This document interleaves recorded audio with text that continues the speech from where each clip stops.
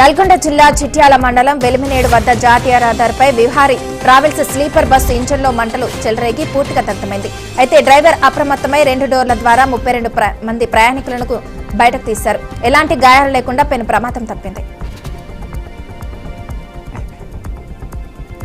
అన్నమయ్య జిల్లా బి కొత్తకోటలో దారుణం చోటు చేసుకుంది. మద్యానికి బానిసై ఆస్తి పంపకాల కోసం నిత్యం వేధిస్తున్న సొంత కొడుకు జయప్రకాష్ రెడ్డిని హత్య చేయించేందుకు తల్లి శ్యామలమ్మ 6 లక్షల సుపారీకి ఒప్పందం కుదుర్చుకుని 50,000 అడ్వాన్స్ ఇచ్చింది. ఈ మేరకు 2 రోజుల క్రితం సుపారీ గ్యాంగ్ జయప్రకాష్ రెడ్డిని హత్య చేయగా పోలీసులు కేవలం 2 రోజుల్లోనే కేసు ఛేదించి తల్లి శ్యామలమ్మతో పాటు మరో 8 మందిని అదుపులోకి తీసుకున్నారు.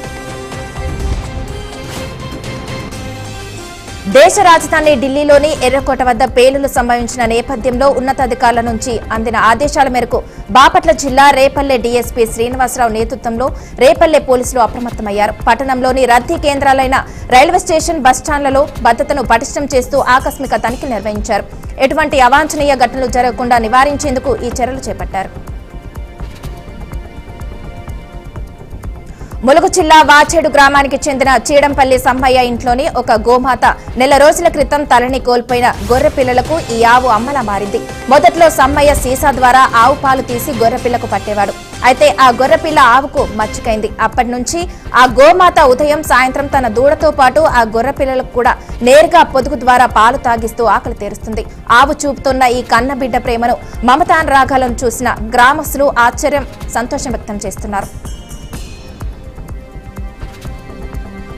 దేశ రాజధాని ఢిల్లీలో జరిగిన కారు బాంబు పేలుడు ఘటన నేపథ్యంలో దేశవ్యాప్తంగా భద్రతా సంస్థలు హై అలర్ట్ ప్రకటించాయి. బాపట్ల జిల్లా ఎస్పీ ఉమామహేశ్వర్ అప్రమత్తమై జిల్లా కేంద్రంలోని బాపట్ల రైల్వే స్టేషన్ను స్వయంగా పరిశీలించారు. భద్రతా ఏర్పాట్లను పర్యవేక్షించిన ఎస్పీ అక్కడున్న సిబ్బందికి పలు కీలక సూచనలు చేశారు. అనుమానాస్పద వ్యక్తులను ఎట్టి పరిస్థితుల్లోనూ విడిచిపెట్టవద్దని, స్టేషన్కు వచ్చే ప్రతి ఒక్కరి కదలికలను అప్రమత్తంగా గమనించాలని ఎస్పీ సిబ్బందిని ఆదేశించారు.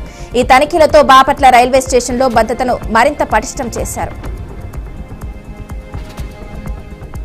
కృష్ణా జిల్లా ఉయ్యూరు గండికుంట సమీపంలో జాతీయ రహదారిపై జరిగిన ఘోర రోడ్డు ప్రమాదంలో అతివేగం కారణంగా కారు 50 మీటర్ల మేర పల్టీలు కొట్టడంతో విజయవాడ, కుందేరుకు చెందిన 3 యువకులు అక్కడికక్కడే మృతి చెందగా ఒకరికి తీవ్ర గాయాలయ్యాయి. పోలీసులు కేసు నమోదు చేసి దర్యాప్తు చేస్తున్నారు.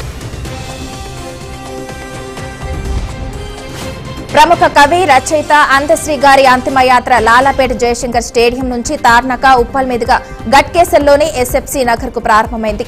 నిన్న గుండెపోటుతో మరణించిన ఆయన అంత్యక్రియలు నేడు 12 గంటల నుంచి 1 గంట మధ్య అధికారిక లాంఛనాలతో సీఎం రేవంత్ రెడ్డి ప్రముఖుల సమక్షంలో జరగనున్నాయి.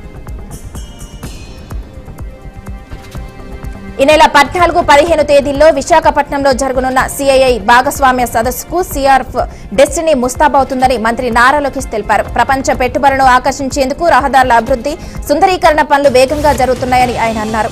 2 రోజుల సదస్సులో 37 ప్లీనరీ సెషన్లు, 5 కంట్రీ సెషన్లు ఉంటాయి. ఈ సదస్సు ద్వారా 410 ఒప్పందాల ద్వారా 9.76 లక్షల కోట్ల పెట్టుబడులు రాష్ట్రానికి వస్తాయని ప్రభుత్వం అంచనా వేస్తుంది.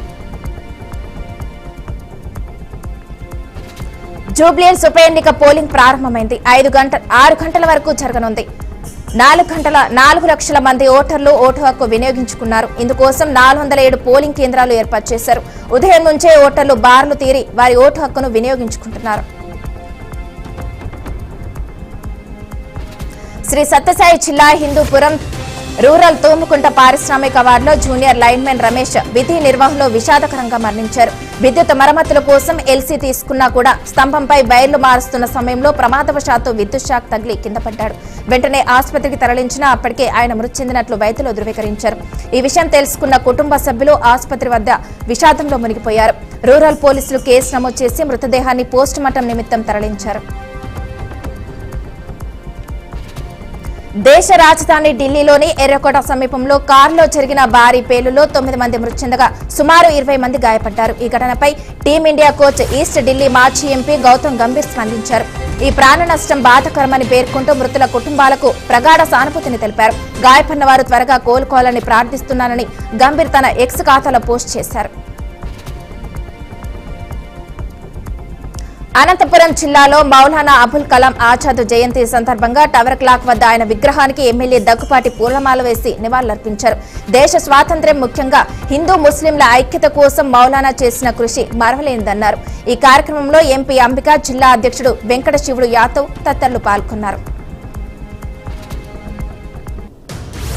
ఢిల్లీ ఎర్రకోట సమీపంలో జరిగిన పేలు ఘటనలో డినోటేటర్లు అమోనియం నైట్రేట్ వంటి ఇంధనాలను వాడినట్లు ప్రాథమిక దర్యాప్తులో తేలింది. ఈ ప్రమాదానికి కారణమైన కారును నడుపుతున్న డాక్టర్ ఉమర్ మహమ్మద్ కు షరీఫాబాద్ లో స్వాధీనం చేసుకున్న భారీ పేలుడు పదార్థాల మ్యాటుల్లో సంబంధం ఉన్నట్లు తెలుస్తుంది. పేలుడుకు ముందు కారు 3 గంటల పాటు పార్కింగ్ లో ఉండి కొంత సమయం ముందే బయలుదేరినట్లు సీసీటీవీ ఫుటేజ్ లో గుర్తించిన అధికారులు ఇది ఆత్మాహుతి దాడి అయి ఉండవచ్చనే కోణంలో దర్యాప్తు చేస్తున్నారు. అమెరికాలో 41 రోజులుగా కొనసాగుతున్న అమెరికా ప్రభుత్వ షట్ డౌన్ ముగించే నిధుల వినియోగ తీర్మానానికి సెనెట్ ఆమోదం తెలిపింది. దీనిపై అధ్యక్షుడు డొనాల్డ్ ట్రంప్ స్పందిస్తూ కార్యకలాపాలు త్వరలో సాధారణ స్థితికి వస్తాయనగా అఫోర్డబుల్ కేర్ చట్టం సబ్సిడీ పొడిగింపుపై డెమోక్రాట్లు డిమాండ్ చేసిన హామీ లభించలేదు.